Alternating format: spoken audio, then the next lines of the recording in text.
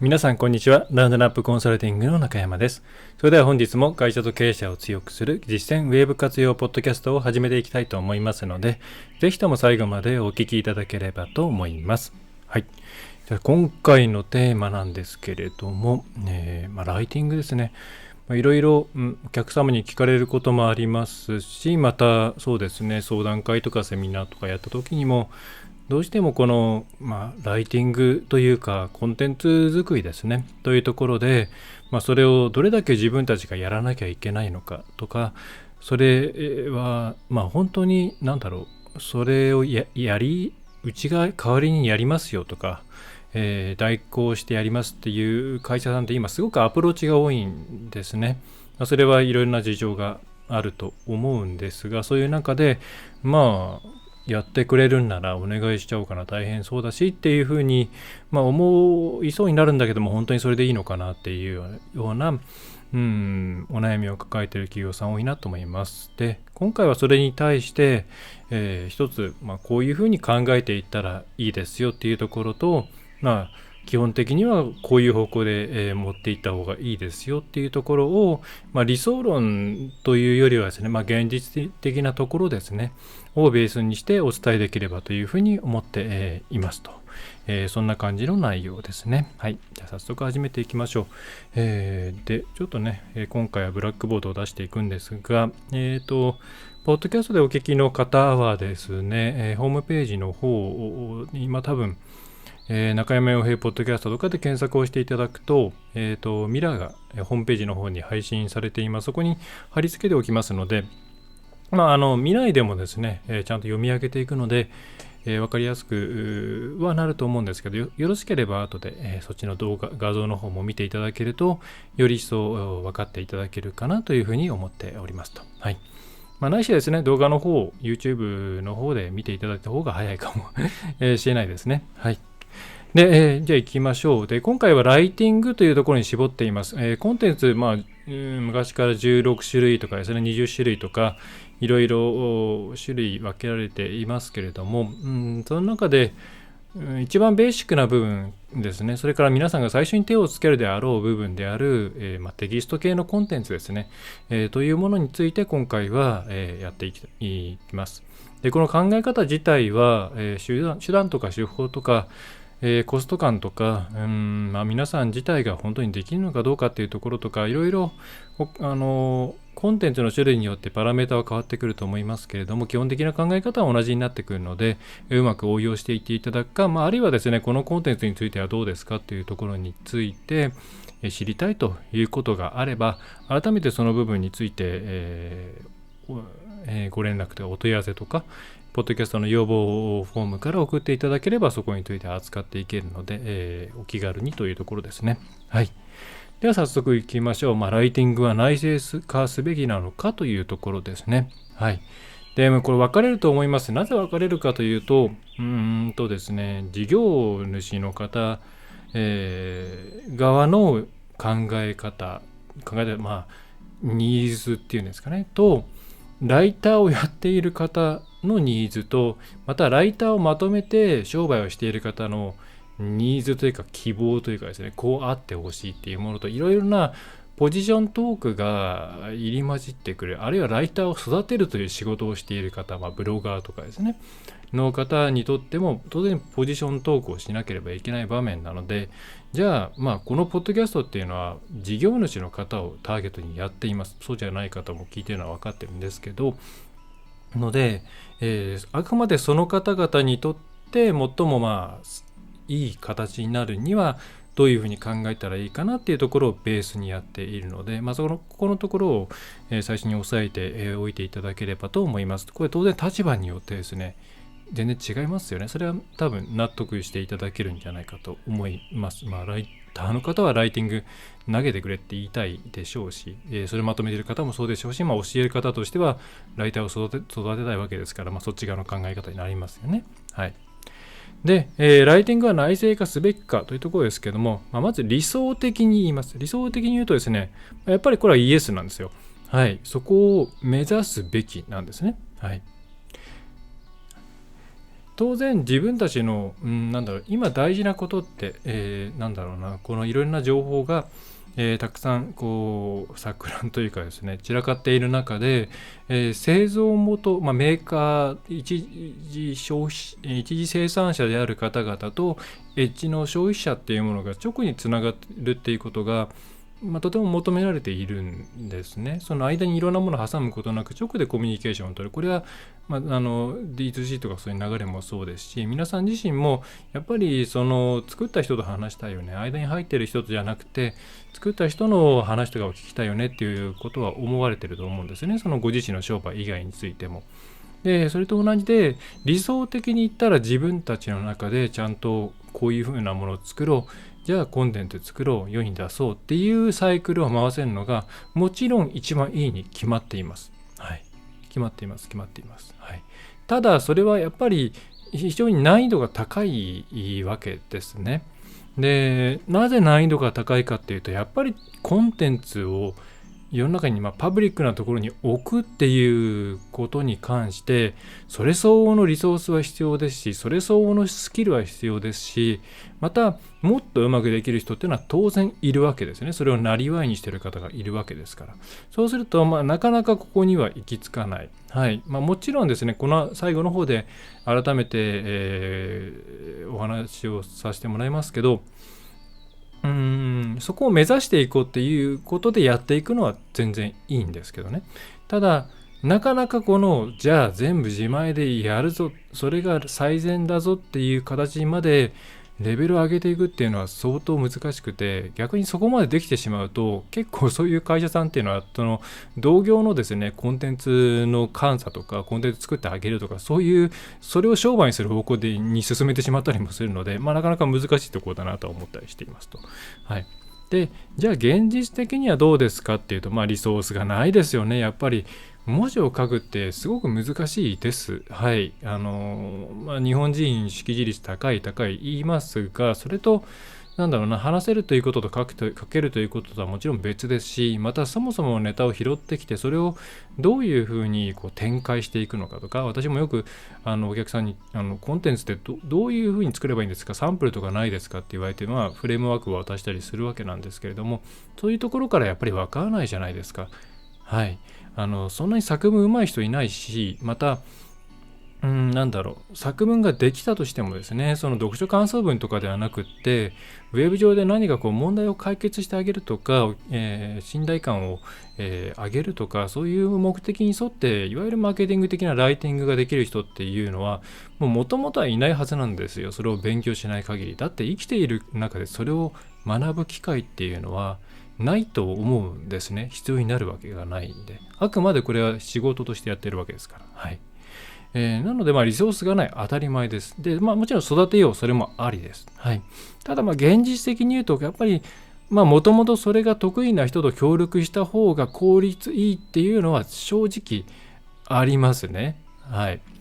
で、もちろん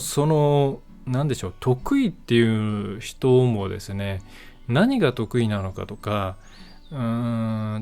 ば業界であればその業界にいた人の方が良かったりしますし、それに業界にいなくても例えばアウトドアならアウトドアに関して趣味でやっているとか、そういう人の方が向いてるに決まっています。それは見えるその世界の範囲が基本的には広いですし、偏りがある人もいますけどね、そこの基本的な知識とか共通言語がありますから、その方がいいに決まっている。はい。なので、得意な人と協力した方が効率がいいのはもう明らかにこれは事実で、でただどこに依頼するかとか、いろいろそこでまた課題が出てくるわけですよね。で出てくるわけなんですけども、まずですね、そういった悩みのほとんどを一旦ですね、個別に考えていくとわけが分かんなくなると思うんですよ。多分今これを聞いている時点でもよく分かんなくなっている方もいらっしゃると思うんですね。誰に頼めばいいのか、じゃあお金積めばいいのか、よく分かんないやって感じだと思うんですけど、これってライティングとかコンテンツを作る、コンテンツ制作、コンテンツ作成っていうものに関して実際に何が行われるのかっていうところを、もっと分解して把握しておくと結構解決するんですね。でどういうことかっていうと、ライティングっていうものの中に皆さん何を含んで考えてますかと、ね、文字を書く、文章を書くっていう時って、じゃあいきなりバーって文章を書くかっていうと、もちろんそんなことないわけですね。何を書くのかとか、誰に対して書くのかとか、どうなってほしいのかとか、あるいは SEO とかそういう観点で言えば、それは集客が見込めるのかとか、競合に対して、そこからアクセスを奪ってこれるようなものなのかとか、いろいろなものがごちゃごちゃっとしていて、なんかライティングとかコンテンツ作成っていう風になっているじゃないですか。そうすると皆さんとしては、自分が関われるのかなとか、どうやって育てたらいいんだろうなとか、それからどこに頼めばいいんだろうなっていう風になってしまうと思うんですね。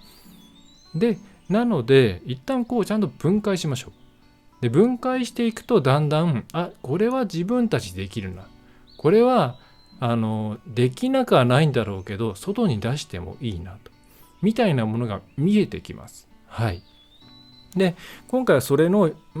うちとしてはこういうふうに分けて考えてますよっていうところを、皆さんにお伝えできればと思うんで、それをもとに、ぜひ考えていただければと思います。はい。で、まず最初に、いろんなところで言ってますけれども、丸投げですね。はい。丸投げはやっぱりダメですね。丸投げってどういうことかっていうと、うちのサイトにコンテンツ作りたいです、っていう要望があって、じゃあ、どっかの会社が来てですね、じゃあうちに任せてくれれば月額例えば3万円、5万円、10万円でこんな感じでアクセスがアップする記事を納品しますよって、ブログにワードプレスをお使いなんですね、じゃあうちの方で作業できちゃいますから、定期的に入れときますから安心してくださいねみたいなやつですね。はい。これは価格によりますが、基本的にいいことがないっていうか、ですね、お客さんと一切インタラクション、やり取りをせずにいいコンテンツが作れるっていうふうに考えている時点であんまりいい業者ではないです。大体がそういうものっていうのは検索の関連キーワードみたいなのを拾ってきてですね、それに対して、その上から順番にローラー作戦みたいな感じでですね、ただひたすらにコンテンツを作っていくみたいな感じで、これよほどですね、オリジナルなリサーチのできる人が書かない限り、大体どこもですね、なんていうのかな、金太郎飴みたいっていうかですね、かまぼこは違うのか、似たようなものが出来上がるんですよ。例えばなんとかサービス名価格とか、サービス名比較とか、サービス名、メリットとかですね、サービス名激安とかですねに対して各コンテンツって、そんなにですね、そのこたつで大体そういうところってもうなんていうか、別に取材に行くわけでもなく、自分の頭の中でなんかネットの情報かなんかを見ながらですね、こんな感じにしようって言って作っているわけですから、ですね、似たようなものが出来上がるし、同じようなものがたくさん世の中すでにネット上にはあるんですね。でそういうものは当然評価されないですし、またお客さん、じゃあそれ読んだ、上位に上がってきました。それでじゃあサイトに来ました。その人がコンバージョンというか反響に至るかっていうと、やっぱりあんまり至らないんですよ。その魂がこもっていないって言ったらちょっと定性的な表現になるんですけど、やっぱりお客さんですね、生々しく、これはここの人たちが語ってるんだな、そうじゃないなっていうものを嗅ぎ分けられるようにはなってるんですよね。なので、自分たちで書かないと基本的にはダメっていうのはあります。自分たちが、そうですね。はい。丸投げ系、これ、時々見るんですけどね、なんか自動的に入っちゃってるようなやつ。で、値段安いからみたいなものって、大体正直地雷です。で、高いです。普通にコンテンツライティング頼んだら。でも、それはね、そんぐらいかけなきゃダメなんだと思ってもらった方がよくて、そういう網羅的な、記事の作り方をしていて、なんとかなったっていうのは、本当に、低品質コンテンツみたいなものが、だから、どっちだパンダアップデートの方か、たまに急に度忘れしますけれども、そのあたりまでですよね。だから10年とか、そんぐらい前のやり方ですよね。そういう SEO はね、本当に今やらない方がいいですね。他のコンテンツの味引っ張ったりしますからね。はい。そういうことやってる方は今すぐやめた方がいいと思います。はい。で、じゃあちょっと余談になっちゃいましたけれど、ではそれに基づいてどう分解していくか。はい。ライティングは内製化すべきか。もうライティングっていう主語があまりに大きいんですね。はい。で、また曖昧ですと。いうことで、うちではこんな感じで考えてますよっていうですね、ちょっとちっちゃいかな、見えるかな。はい。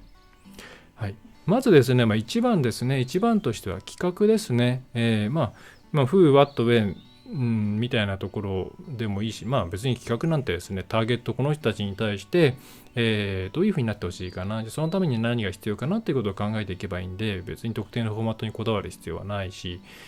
このフォーマットだったら絶対に落とせるぞみたいなものも正直ないですよね。文章を書くときにやっぱりパソナの法則使った方がいいとか、そういうのはありますけど、企画段階で言えばそんなに深く考えることはないでしょう。だからこの段階でこういう例えばお客さんからこういう質問を受けることが多いっていうことはきっとこういう悩みを持っている人が多いんじゃないかなと思うんで、それを解消してあげるコンテンツを作りたいなとか、またこの季節、例えばその梅雨の季節だったらこういう悩みを持っている人が多いから、それに対して先回りして、答えてあげられるようなコンテンツを作りたいなとか、そういった、内容の企画の部分がまずありますね。で、ここにですね、できればちゃんと SEO のところを入れていって、そもそもそれって本当にニーズがあるのかなとか、ニーズがあるとしたらですね、その具体的なトピックスの中には一体どういう内容が含まれているんだろう。例えば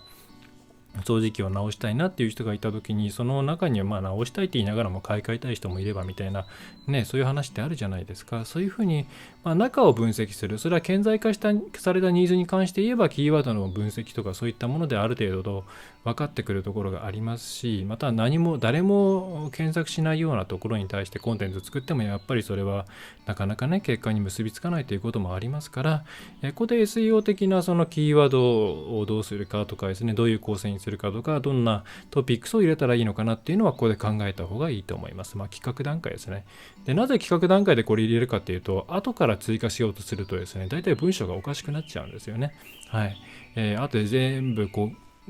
端に言ったらですね、文章が出来上がった状態で SEO について、漏れとかないかチェックしてくださいって言われるとですね、漏れがあった時にですね、直しようがなかったりするんですね。はい。こういうトピックスないとちょっとやばそうなんですけどもって言った時に、どこにも入れる隙間なかったりして、結局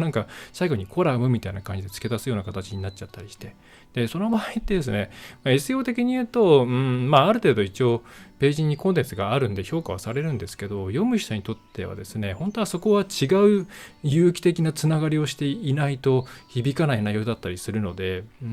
あまりよろしくないと。なので、早めに企画段階でですね、入れ込んだ方がいいっていうのがあります。はい、で1番企画、全部で5番まであります。耳で聞いている方にお伝えすると5番まであります。で、2番目はですね、それをもとに素案ですね、を作るっていうところです。いきなり書き始める、これリスキーですね。で、ライティングに関してもよく見出しから作れって言いますよね。あとは本を書くときも、目次から作れって言われて、私も目次から作りましたけれども、その、素案を作る、いきなりライティングが入らない方がいいです。やっぱりこの構成を考えて、いる、この先に構成考えて構成の段階である程度フィックスする内容を、しておいた方が絶対その後ライティングもしやすいですし、後からの直しとかこれもさっきと同じなんですけど、書いちゃうとですね、直しづらいんですよ。あと工数がかかる、時間がかかる、場合によってはあんまりそれが重なると追加費用とかになることもある。あと自社で内製でやってるんだったら書いてる人のモチベーションが下がるっていうことがあるので、まず見出しレベルで一旦まとめた方がいいですね。で、見出しレベルの場合ですね、割とフラットに流れがちゃんとストンと落ちてるかとか、分かりやすいかとか、お客さんが知りたいことってこれ読んだら分かるのかなっていうのを見出しレベルだと結構分かりやすいんですよ。文章だとドカーンっていう量になっちゃうんで、後さいでですね、判断しづらくなっちゃうっていうこともあるんで、まず素案の部分、見出し、うちでは骨子って呼んでますけども、作った方がいいと思います。はい、で、5個の中のじゃあ次3つ目ですね。で、3つ目がライティングですね。いわゆるライティング、書くっていうところです。これは文章力。はい。これあんまり深くいうところはないですね。強いて言えば Google ドキュメントとかなんかそういうフラットな文章だけでチェックできるようなところでやった方がいいんじゃないかなと思います。最初から色つけたりとか図つけたりとかっていうのはあんまり良くないですね。文章自体の評価がしづらくなるんで。はい。で、5個中目の4番目が、で、ライティング OK と。これでいいねと。となったらですね、あとやっぱり読みやすくする工夫はしなきゃいけないんですよ。で、これは確定、それなりに確からしいんですけど、正しいか分かんない情報としては、やっぱり図版とかですね、蛍光ペンで引くとか、そういう読みやすくする工夫をしているページの方が、相関的にランクが上がりやすいっていう傾向があるようです。それはユーザー行動に対するフィードバックが関係しているのかなとは思いますけれども、あとは単純に読むときにも、やっぱり図版とかですね、箇条書きとかそういうものをうまく使ってくれた方が読みやすくて、読みやすいに越したことは絶対にないので、その後にこの見せ方ブラッシュアップっていうものをしていきますね。はい。で、それが終わったら、最後は、アップですね。アップというと HTML の時代っぽいんですけど、ワードプレスとかムーバブルタイプとかブログシステムですね。いろんなものを使っていれば、普通に管理画面に貼り付けてアップロードして、それを SNS だったり、メールマガジンとかで拡散する、LINE とかもそうですね。で、そういったところと、この、5段階ですね。はい。企画1、企画2、素案を作る、3、3、ライティング、4、見せ方のブラッシュアップ、5、アップ、公開、拡散ですね。こんな感じのステップで、考えていただければいいと思います。はい、で、じゃあ、問題です。問題ですというか、大事なところですね。どれだけ事業者の方が、関わるべきなのかというところなんですね。で、見えるかな。ちょっと右が。ちょっと大体、10ゼロ化みたいな話で分けてみました。はい。事業主さんが関わるべきもの。まず企画。これはですね、73で事業主さんですね。ライターさん、ライター個人か、ライターを抱えている企業さんか分かりませんけど、企画はね、皆さんが考えた方がいいですよ。で、それに対して、73って言ってるのは、3の部分はその SEO とか、ライターとしてちょっと調べてみて、こうなんじゃないっていうフィードバックありますよね。はい。で、それを、お互いにぶつけながら、73ぐらいの割合で皆さんがちゃんとコミットしないとダメです。はい。ここが一番大事で、言ってしまえばここさえ押さえておけば、あとは意外となんとか、外に投げてもなんとかなるんですね。はい。で、理想的に言うとさらにその次の素案作成のところですね。今37って書いてますけど、ここでも、再度じゃああとはお願いっていう風にしないで、見出しバーっと見てですね、これで伝わるかなっていうのを関連部署に確認をしてもらったりとかした方がいいですし、またライティングに回すときにももうここで OK ですっていうフィックスを出すためにも、ここまではかかった方がいいんじゃないかなと思います。で、とはいえどういう見出しの構成にするかとかそういうところについてはライター側がそのなんでしょうね、技術で出していった方がスムーズだと思うんで、ここに関しては37っていう感じかなと思っていますと。はい。で、いわゆるライティングの部分は19、10ゼロにはなんないかな。なんでかっていうとですね、その言葉のニュアンスとか、それから言い回しとか、トーンとかマナーみたいなものってありますよね。それは皆さんに合わせた方がいいんですよ。なので最初からその自社のサイトを見てもらって、これに合うような形でっていう発注をするのは当然として、その上で本当にそうなってるのかなと、うちらが書くとしたらこんな感じになるかなとか、はい、客層にもろ直結するので、ここに関しては19、28ぐらいで、そういう部分に関してはツッコミを入れた方がいいですね。はい。で、同じ発想で4番の見せ方のブラッシュアップについても、こういう表組とかこういうグラフは使わないなとか、そういうのってあると思うんですよ。割とこの辺は直感を信じてもいいと思います。はい、ちょっとライターさんの方としては、って思うこともあるかもしれないんですけど、直感を信じていいと思います。はい。で、最後、アップ拡散。これはライターさんに頼むべきところじゃないので、はい。ライターさんの知名度を使ってみたいな案件だったら別ですけれども、一般的にそうじゃないと思うんで、皆さん自身が自信を持ってうちでコンテンツ出しましたよっていうふうに、出していくと。10ゼロですね、これは本当に。これは、今、言った通りで、この段階でうちのコンテンツだよって胸を張って言えるようなものになってないとダメなんですね。はい。でないと、これ後で不幸なことになるんですよ。出した後にもし何か問題があった時に、ライターのせいにしたり、ね、どっちが問題なのみたいになったり、基本的に、今依頼したら、なんて言うんでしょうね。例えばその表説をする、向こうが犯罪っていうかな、ルール違反をするとかのコピーをしてくるとか、機密情報を出しちゃうとか、あるいはこう根拠のない何かを書いてしまうとか、そういうのはもちろんそれはライター側の責任だし、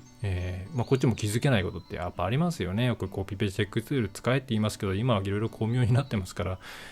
巧妙にやる人はもうバレないようにやりますからね。それに関しては別ですけど、それ以外に関して言ったら、これはもううちとしてうちが作ったんだって言って自信を持てるようなものになってない限り拡散、本当はアップしちゃダメなんですね。という意味で、ここは10ゼロで皆さんの責任というふうに取ってもらった方がいいですね。はい。というのが、大きな、5つに関しての枠組みで、なので皆さんがコンテンツ作るよ、でも内製化できるかなって考えたときに、ですね、こうしてみると、書くところ以外についてだけうちでやって、書くところは外にお願いしようかなとか、はい。みたいな、なんかイメージができてきますよね。あるいは、書くところについても、ちょっと今んとこ費用が出せないし、社内で、そういうことも頑張っていきたいから、じゃあこの書くところも自分たちでやってみようかな。あるいは、全体としてどっかに監修チェックだけしてもらって自分たちでこの1から5までを通していこうかなとか、なんかイメージが具体的になってきたんじゃないかなと思うんですね。はい、何も、なんとなくライティングって捉えている時よりは。はい。で、こんな感じで、自分たちが全部やるなら、このステップでやっていく。で、外に投げるなら、この企画とかはちゃんと関わって、素案作成とかにも関わっておいて、あと拡散とかもそれも関わっておいて、じゃあライティングの部分だけうまくやってくれるところを探そうとか。はい。そんな感じでイメージをしていただくと、結構よくね、うまくいきます。はい。そうなんですよ。はい。この何でもそうなんですけど、詳細化してステップ分けしていくだけで、外の人材使うことって今大事ですからね。じゃあどこを外に投げるのかっていうのも見えてくると思いますし、自分たちでやるならやるでですね、この辺気をつけない、こういう能力を鍛えなきゃいけないのかなとか、これができる人を探してこなきゃいけないな、社内でみたいな、分かりやすくなっていきますよね。はい。ぜひこんな感じで、これに限らず分解というところを押さえていただければと思います。多分このイメージ持っていただければいいなと。はい。で、理想的に言うとですね、理想的というか、全部内製化ってやっぱ大変なので、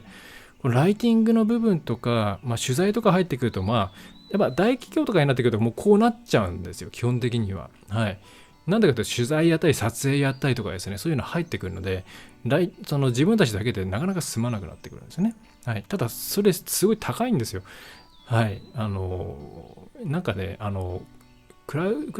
ドソーシングとかで発注するレベルの金額を想定してはダメなんですね。1文字1円とかで書けるわけがないです。はい。平気で5万、10万とか平気でかかりますし、そこに撮影とか絡んできたらその倍とかかかるんで、はい。それを、元々の PV が大きいサイトとかだったらそれで十分いろいろペイできる部分があるんで、大手さんとかっていうのはそういう金額を払って作るし、うちもそういうところに対してはそういう対応をするんですけれども、なかなかちょっとそこまで難しいっていう場合には、ライティングするしかない、自社でやるしかないんで、この辺を、中途半端なところに依頼するのが一番良くないんで、僕ね、あんまりそういうことを言っちゃいけないのかもしれないですけど、安くやってるようなところとかにいきなり頼むっ営業かけてくるようなところに頼むよりは、その頼んだ費用をもうお給料に乗っけてあげてですね、お前頑張ってくださいよと、お前頑張ってください、あなた頑張ってくれませんかということで、なんか社内とかあるいは関係者の人たちにその分で学びながら仕事をしてもらった方がいいんじゃないかな。予算が少額な場合ですね。あるいはその金額もうちゃんと信頼できる、会社さんを探すか、どっちかを最初はやった方がいいんじゃないかなと思います。はい、よくわからないところ、中途半端なところにお願いするよりは、ちゃんとしたところで予算が合うところに依頼するか、あるいはその部分の予算をちゃんとインセンティブとして使って社内の中でうまく、あるいは社内は準社内みたいなところですね、社員の、知り合いとか社員のご家族とかですね、そういう方々に手伝ってもらうっていう形の方がいいんじゃないかなと思います。はい。本当大きいとこ頼むと青天井の価格になりますからね。はい。今多分そこが稼ぎどころなんですよ。そういう会社さんは。というところです。はい。で、最後にポイントですね。はい。4つオーダー上げさせていただきました。はい。1ですね。よいしょ。あくまで責任は事業者にあるという当事者意識を持ってください。書いてもらったんだからとか、うちの責任じゃないよっていうのは通用しないです。それが通用しないので、納得がいくようなところにお願いをしてください。はい。それからですね、一方的にやっぱり SEO がうんぬんとかですね、なんかいろんなこと言われると、そうなんだ、じゃあもうお願いするしかないわ、お願いするしかないかなっていうふうに思ってしまいがちなんですけど、そんな、あんまり健全な関係ではないですね。本当にそうやって丸投げで成果出せるところってめちゃめちゃ高いはずなんで、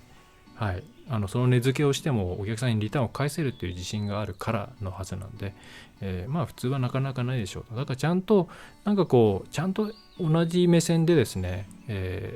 議論できるところを探した方がいい。で、さっきも言いましたけど、無理に依頼しようとしなくていいです。はい。とりあえず内製化っていうものを、まずやってみて、その辺でいろいろ回ってきたらだんだんプロにね、プロっていうかそういういいところ見つかったらそこに依頼するっていう形がいいと思います。はい、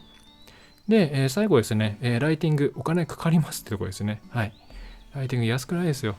クラウドソーシングとかですね、3000文字とか書いてもらうと今相場相当落ちてますよね。2000円とか3000円とか4桁。もう無理ですよ。そんなんで普通のちゃんとしたところに依頼するのって。その10倍、20倍は当たり前っていう相場感でやった方がいいんで、そういうことの観点で言うと、ある程度慣れるまでは一旦自社でやった方がいいんじゃないかなって正直思います。会社の慣れ値にもなりますからね。はい。そういう安いところで作ると申し訳ないですけれども、あんまりいいもの上がると考えない方がいいと思います。はい。上がったとしたらですね、それ不当に安く買い叩いてるようなものなので、そのライダーさんは価格を上げた方がいいですね。はい。不当券売状態です。そんな感じですかね。はい。ということで今回はライティング内製化すべきかっていうところから、そもそも論のところですね、について、まとめさせてもらいました。コンテンツを作るという能力は企業にとって大きなマーケティング資産でもありますし、また社内に対してのメッセージング資産でもあります。ものすごい大事です。はい。なので、いいパートナーさん見つけるか、それかまずは一旦社内で、インセンティブを与えて教育を行っていくと。はい。こういうことをやってほしい、当事者意識を持ってやってほしいっていうのは自由なんですけど、インセンティブを与えないとですね、それはやっぱりフェアではないと思うんで、そういう形で社内に人材を作っていくのがいいと思います。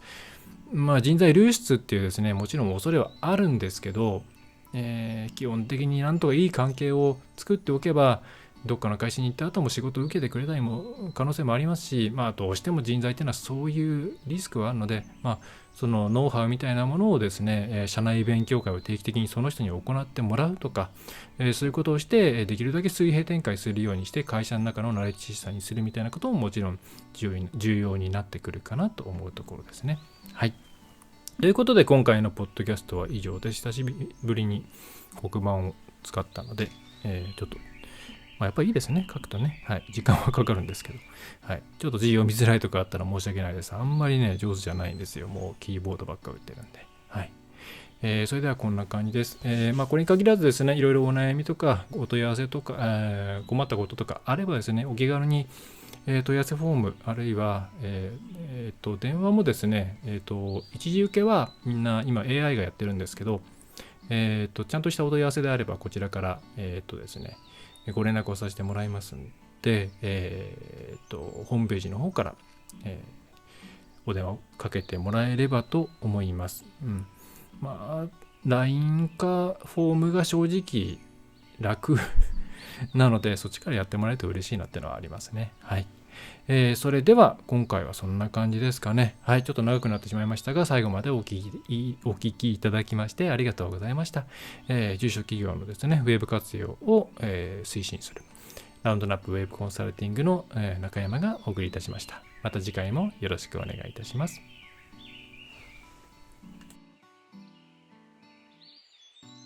いかがでしたでしょうか。ご質問はいつでもフォームからお送りください。お待ちしております。